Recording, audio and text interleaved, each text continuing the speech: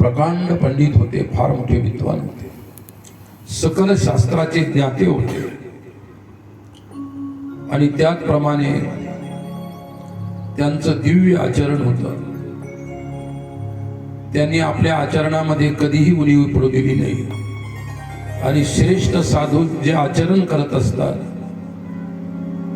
साधकाने तशा प्रकारचं आचरण करावं यासाठी ते आचरण करून दाखवत असतात. रास शब्दाचा अर्थ आहे परमात्मा, रस स्वरूप परमात्मा. लसती उल्लसती विलसती इति रास. रास क्रीडेच्या संदर्भात उच्च टोकाचा अध्यात्म आहे आणि ते जर आज कथाभर सांगितलं तर तुम्ही सर्वांना आपोआप झोप लागल्याशिवाय राहणार.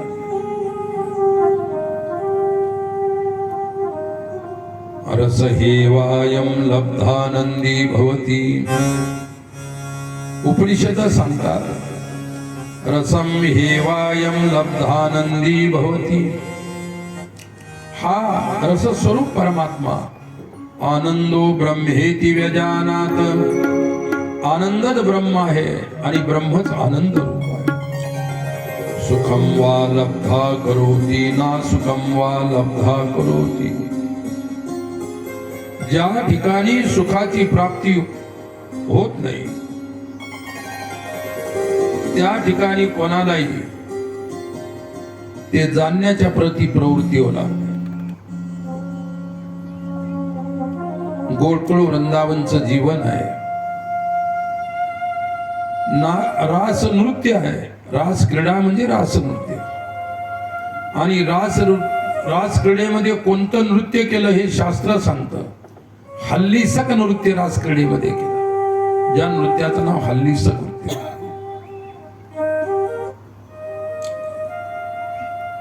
भारताचं नाट्यशास्त्र आहे आणि ते नाट्यशास्त्र ऋषी प्रोक्त आहे. त्या भरतनाट्यावरती भरतनाट्यम नावाचा ग्रंथ भरतानी लिहिला आणि अभिनव गुप्त नावाचे विद्वान होते, त्यांनी त्याच्यावरती सुंदर प्रवृत्ती नावाची टीका लिहिलेली आणि त्यांनी आपल्या टीकेत सांगितले की रास क्रीडेतलं नृत्य हल्लीसक नृत्य आहे. एक नाही हजारो हजारो गोपी त्या नृत्यामध्ये तन्मय होऊन जात होत्या, नृत्य करत होत्या, नाचत होत्या. आणि भगवान श्रीकृष्ण तोही नृत्य करायचा. त्याच्यातला अध्यात्म उत्तरकांडामध्ये गोस्वामीजींनी सांगितलेलं. रूप राशी नोप आली बिहारी. रूप राशी नोप आली बिहार. नाच ही प्रति बिहारी. नाच ही प्रति बिहारी.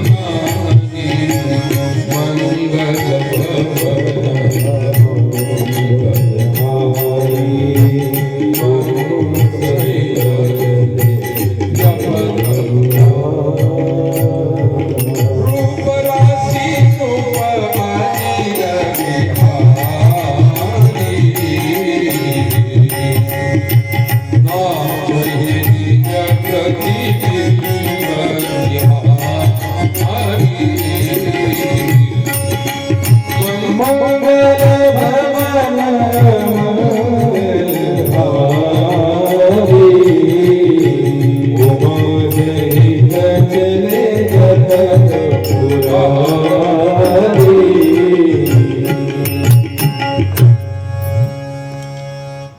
राशी गुण बिहारी श्रीकृष्ण.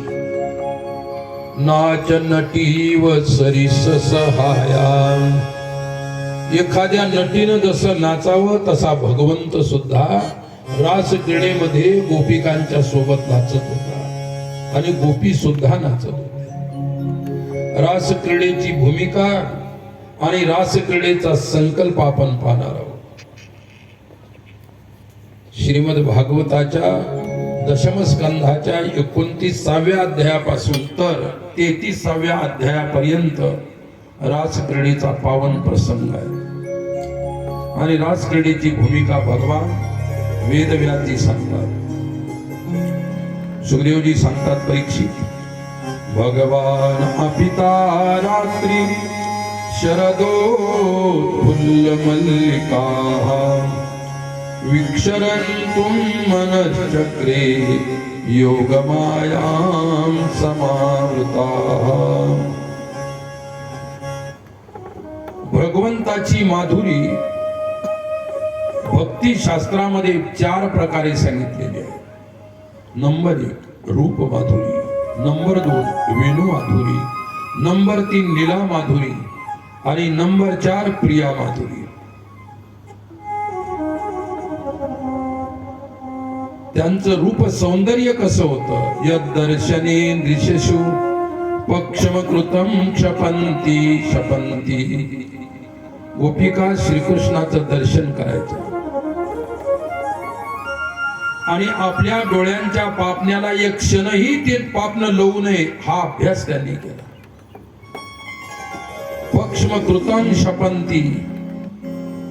एक पलक आपली जी त्या ठिकाणी असणारी पापणी आहे ती पापणी थोडी सुद्धा लवू नये इतका एकसारखं पाहण्याचा प्रयास करतो.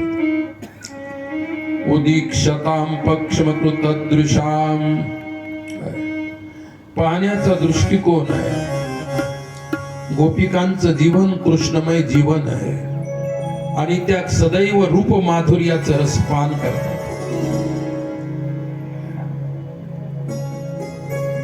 रूप 2 प्रकारचं, एक आंतरिक रूप आहे, एक बाह्य रूप आहे. आपण जास्तीत जास्त आपल्या नजरेचा दृष्टिकोन बाह्य रूपापर्यंत जात असतो. गोपिकांनी प्रभूच्या आंतरिक रूपामध्ये प्रवेश केला होता आणि ज्यावेळी भगवत भक्त भगवंताच्या आंतरिक रूपामध्ये प्रवेश करतो त्याची कामवासना समाप्त होत असते. तुम्ही सुद्धा सोयरिकेला जाता तर बाह्य शरीर पाहून येता, अंतरातले गुण पाहत नाही, सद्गुण पाहत नाही, आंतरिकाच्या भावना पाहत नाही. माणसं बाह्य दृश्याला पाहूनच प्रसन्न होत. आपण गोपिका अंतर्दृश्यामध्ये प्रवेश करतात. मी नेहमी एक उदाहरण सांगतो.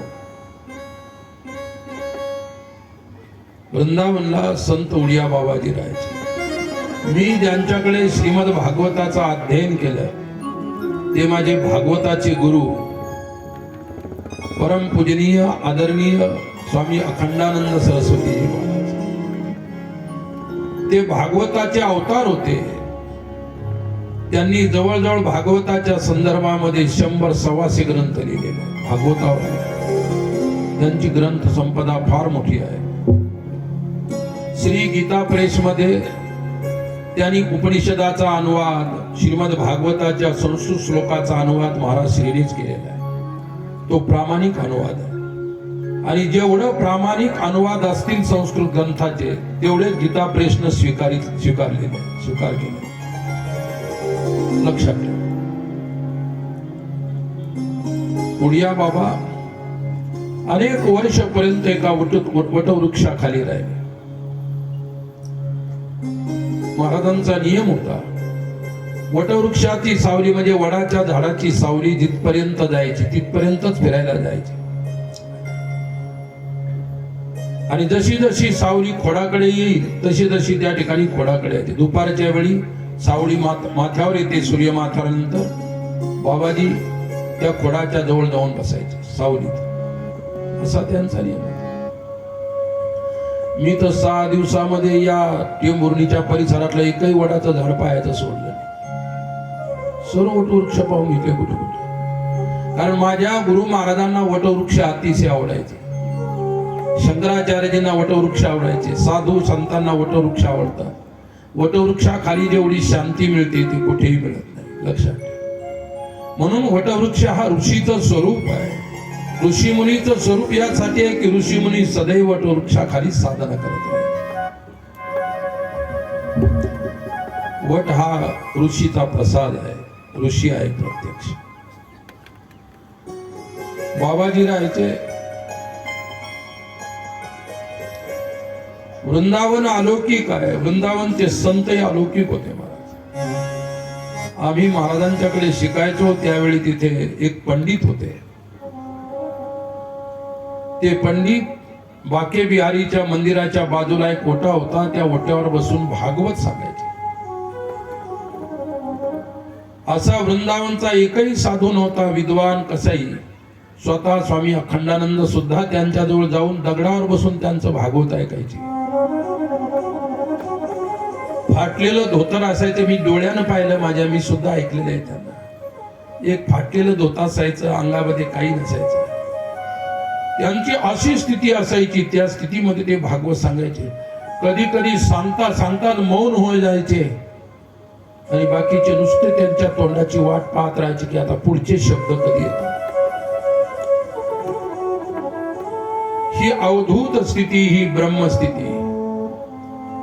आणि तिकडे पोहोचण्यासाठी साधू जीवन आहे, बाकी काही करण्यासाठी साधू जीवन नसते. कलियुगाचा विषय वेगळा आहे, तो मला नाही सांगायचा, पण मी प्राचीन संतांच्या विषयी सांगतो, मी पाहिलेल्या संतांच्या विषयी. पंडितजी असं सर्व वृंदावन त्यांना पंडितजी म्हणायचं. भागवताचं मर्म न मर्म त्यांना माहित होतं, वर्ण न वर्ण, शब्द न शब्द, श्लोक न श्लोक. मोठे मोठे सिद्ध पुरुष सुद्धा त्यांची वाणी ऐकण्यासाठी येत होते. ते दिवसातून फक्त 1 घंटा त्या ओट्यावर बसायला आसन नाही. कोणत्याही प्रकारचा मान सन्मान, चंदन बुका, अष्टगंध, हार तुरे काहीच नाही. अरे या जीवनाला स्पर्श करणं ही सर्वात अवघड गोष्ट असते. अरे ज्याचं काहीच नसतं त्यालाही सुद्धा वाटतं की माझा खूप मोठा सन्मान झाला पाहिजे. जे करत असेल तर जरूर घ्या, पण अपेक्षा करू नका. आणि जो अपेक्षा करत नाही, श्री गीतेमध्ये तेच म्हटलेलं आहे.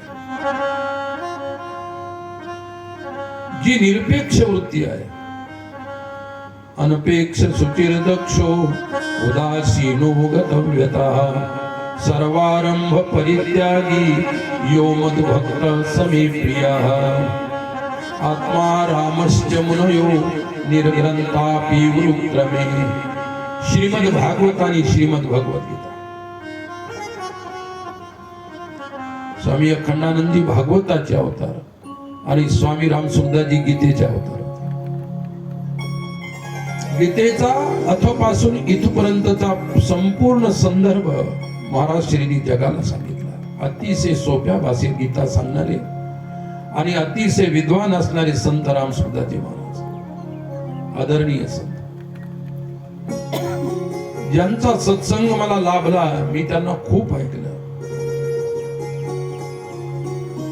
संत संग लाभणे हा साधू जीवनाचा उत्कर्ष आहे, बाकी काहीच नाही. तुम्ही किती शिकला, डोंगरेजी महाराज म्हणायचे, ज्यादा पढ़ने से कम पढ़ो लेकिन साधु वृत्ती बनाओ. त्या लोकांचे मी काही पुस्तकं ठेवले नाही, पण त्यांचे शब्द हृदयावरती कोरून ठेवलेले आहेत. ते कधी न मोडणारे शब्द आहेत.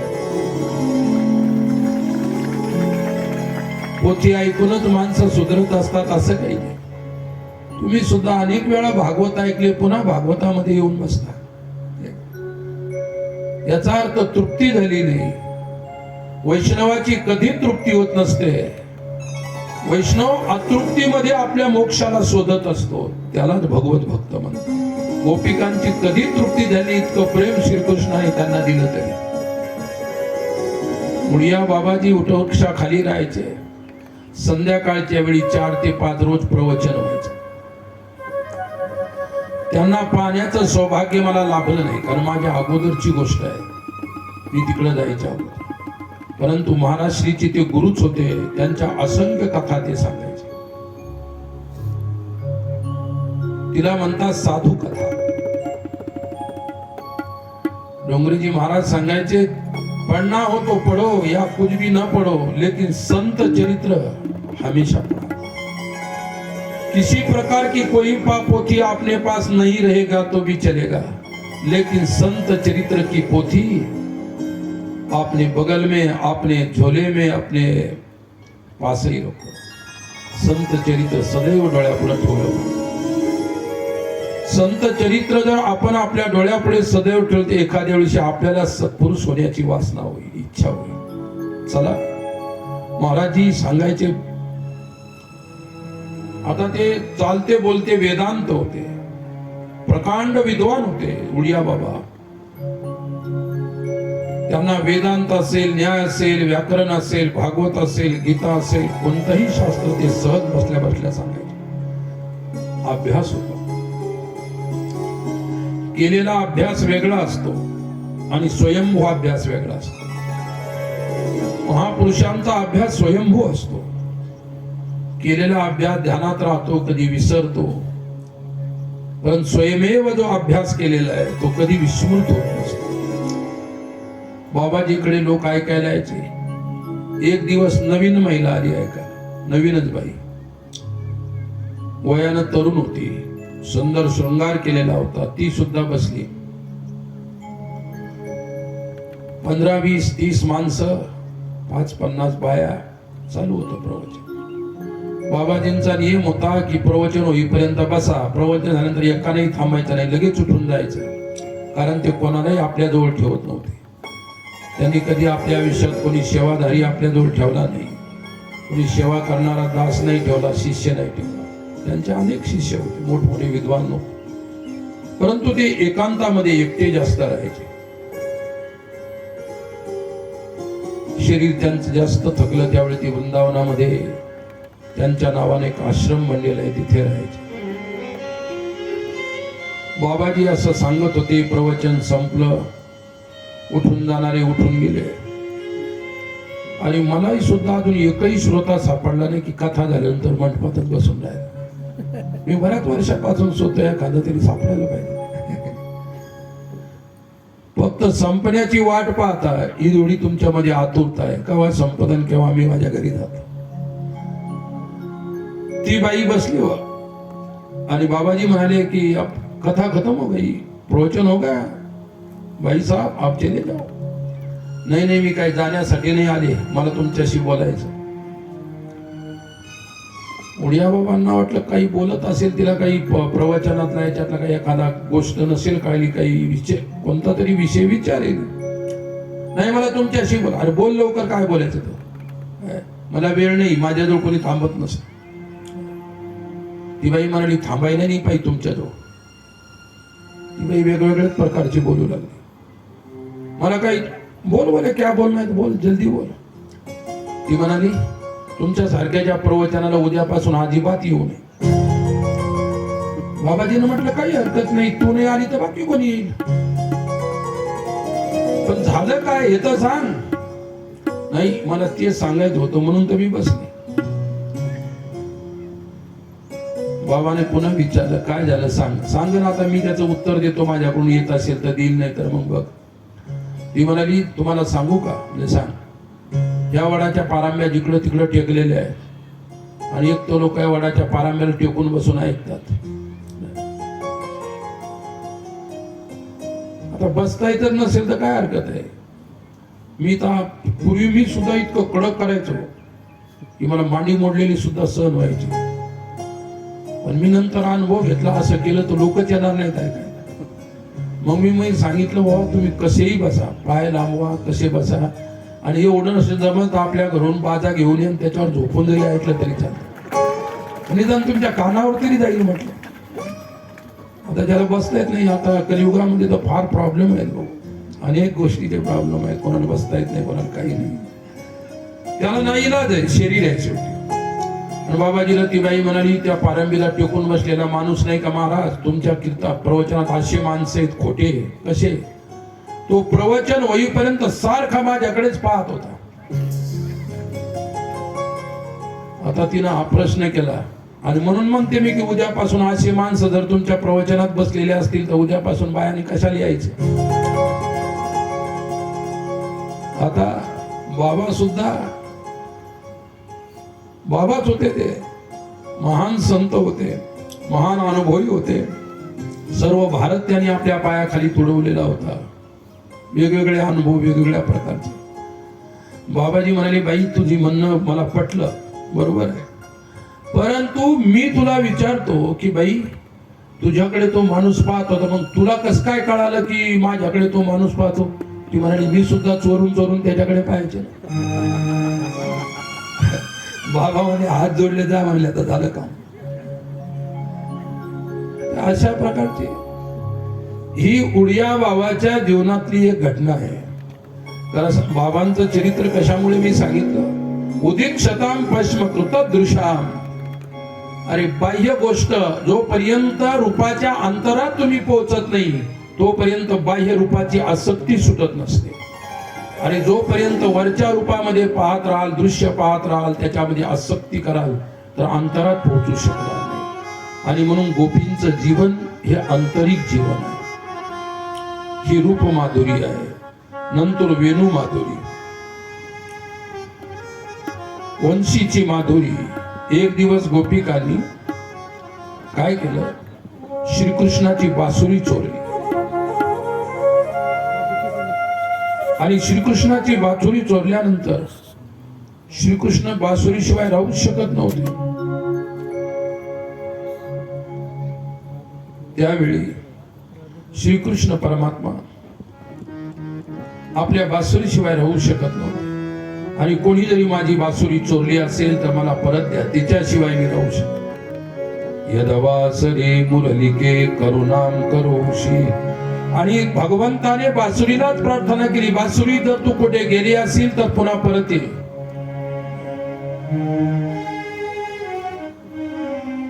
गोपींनी बासुरी चोरल्यानंतर भगवंतामध्ये थोडी अप्रसन्नता आली.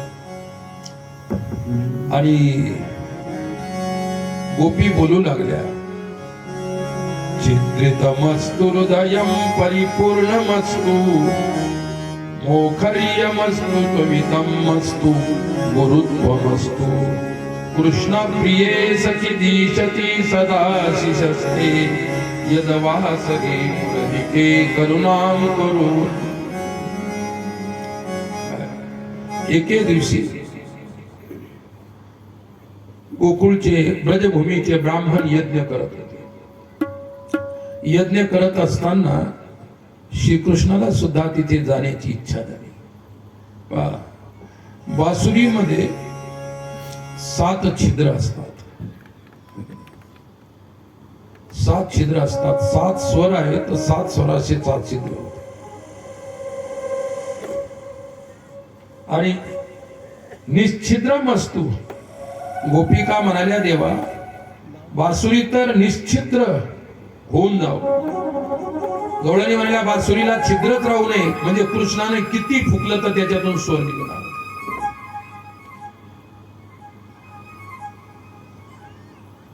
बासुरीच्या विषयी भगवंताचा अनन्य प्रेम. गोपिकांचं जीवन. एक दिवस बासुरी चोरली. चोरल्यानंतर भगवंताने एकदम बिलकुल नाराजी अभिव्यक्ती केली. जोपर्यंत माझी बासुरी मिळणार नाही तोपर्यंत मी खाणार नाही, पिणार नाही, काहीच करणार नाही.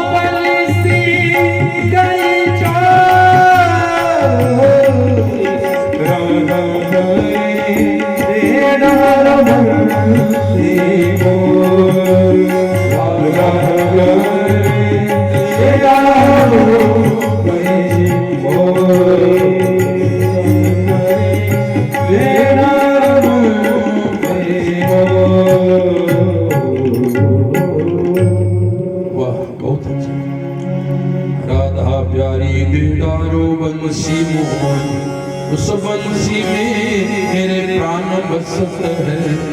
त्या बासुरीमध्ये माझे प्राण अडकलेले आहेत. गोपिकांनो, माझी चोरलेली बासुरी परत द्या. मुरहर रंधन समये माकुरु मुरली रमम. एक गवळण एके दिवशी स्वयंपाक करत होती. स्वयंपाक करत असताना तिने आता चूल पेटवायची, काड्या चुलीत घातल्या. तुम्ही भाग्यशाली आहेत की तुम्हाला आता गॅस आहे. आणि पहिल्याने काड्या कोंबून त्या चुलीमध्ये दिवसभर धूर डोळ्यात. परंतु त्यावेळी चष्मे लागत नव्हते. हे विशेष. आता तुम्हाला गॅस असून चष्मे. अरे तो धूर जो होता, तो वृक्षाच्या काड्यातला मधला धूर जो असा तुमच्या डोळ्यांना स्वच्छ करून टाकायचा. आता नंतर वृक्ष आले, बेश्रमाचे झाड झाले. काही दिवस ते लोकांनी तेच झाड सरपणच सापडायचं नाही असा काळ होता. जंगल तोडल्या गेले. आता बरं आहे, गॅस आल्यापासून जंगल तोड कमी झाली.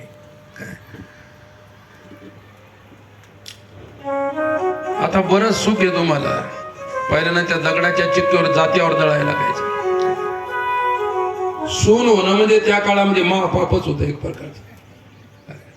इतकं करूनही तिला शिळे तुकडे खायला द्यायच्या सासाला. आणि म्हणून आता सुनेचं राज्य आलं. अगोदर खूप छळून घेतलं आणि आता सासांचं राज्य गेलं, आता सुनाचं राज्य आलं. अरे तकलीफ देणाऱ्या त्यावेळी ह्याच होत्या, तुमच्यातल्या सोडून मला. आता तुम्ही सध्या 2 दिवस सांभाळायचे मला तुम्हाला. लक्षात घ्या,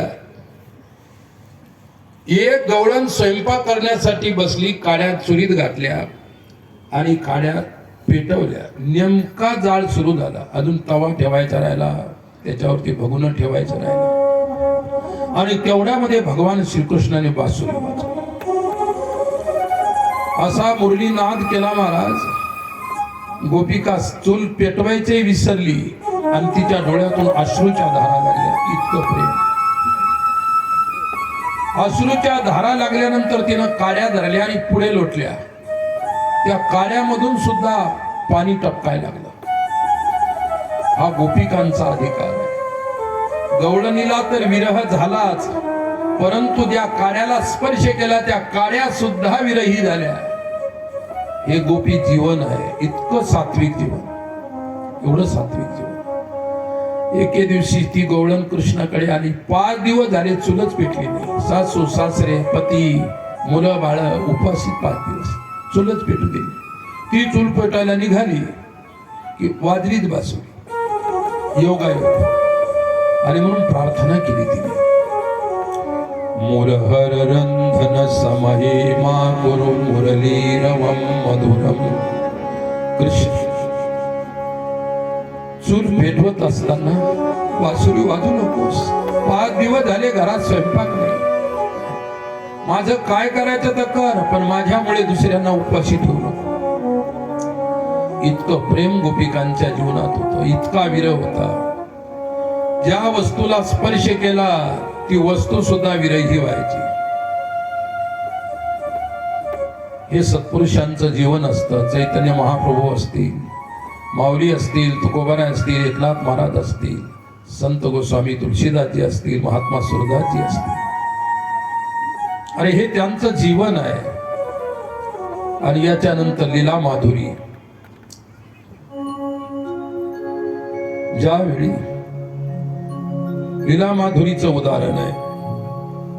झुमी झुमी पग धर धरणी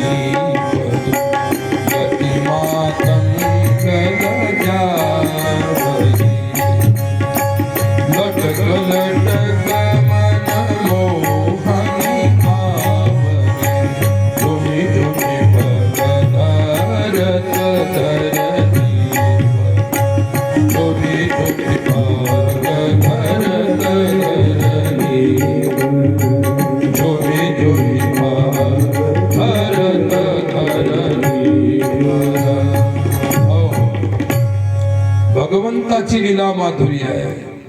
पदविन्यास काय भगवान श्रीकृष्ण ठुमक ठुमक करून चालायचे आणि त्यांच्या पायातले सुंदर चाळ इतके मधुर आवाजात त्या ठिकाणी वाजायचे,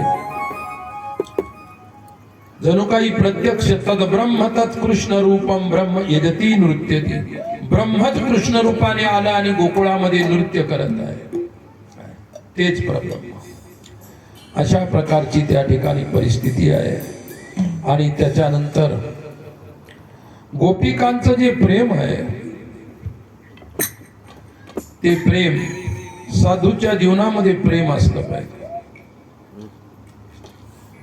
महात्मा कबीर म्हणतात, साधो प्रेम बिना सब झूठा किंवा हरि व्यापक सर्वत्र समाना.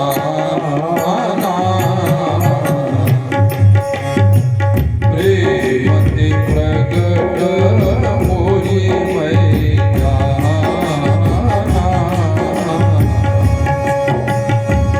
मंगल भवन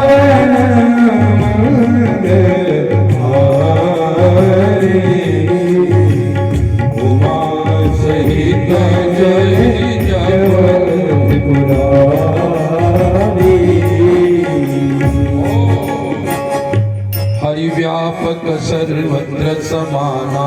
प्रेम ते प्रगट होई मैदाना. परमात्मा प्रेमाने प्रगट होतो म्हणतात. भगवान पिता रात्री शरदोत्फुल्ल मल्लिका विक्षरन्तुं मनचक्रे योगमायां मुपाश्रिता. रास क्रीडेचा प्रारंभीचा पहिला श्लोक आहे 29व्या अध्यायाचा पहिला श्लोक. भगवान पिता रात्री शरदोत्फुल्ल मल्लिका विक्षरन्तुं मनचक्रे योगमायां उपाश्रितः. भगवंताने योगमायेला प्रेरित केलं की आता मला लीला करायची आहे, तू ये, मायेशिवाय मला लीला करता येत नाही. योगायया माया कृपाता उपाश्रिता. आपल्या स्वतःच्या अचिंत्य शक्तीला तिचा आश्रय घेऊन भगवंत लीला क्रीडा करणार.